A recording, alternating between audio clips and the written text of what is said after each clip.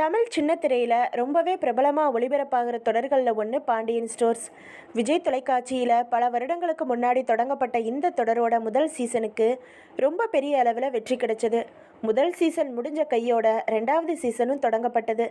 இதில் அப்பா மகன்களுக்கு இடையேயான பாசத்தை பற்றின கதையாகவும் அமைஞ்சிருந்தது. இதில் முதல் சீசனில் நடித்த பல நடிகர்களும் இதுலேயும் நடிச்சிருக்காங்க. அண்மையில் செந்தில் கதாபாத்திரத்தில் நடிச்சிட்டு வந்த வசந்த் வசி வெளியேற அவருக்கு பதிலாக வெங்கட் திரும்பவும் இதில் இணைஞ்சிருக்காரு.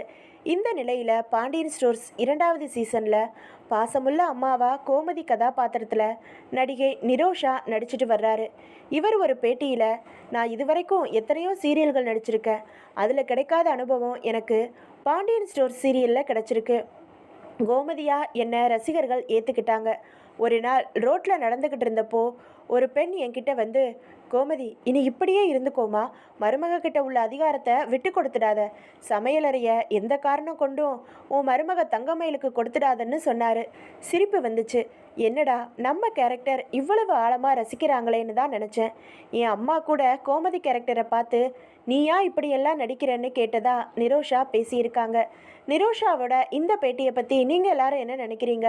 உங்கள் யாருக்கெல்லாம் பாண்டியன் ஸ்டோர்ஸ் ஒன்றை விட செகண்ட் சீசன் ரொம்ப பிடிச்சிருக்கு அப்படிங்கிறத கமெண்ட் பாக்ஸில் கமெண்ட் பண்ணுங்கள்.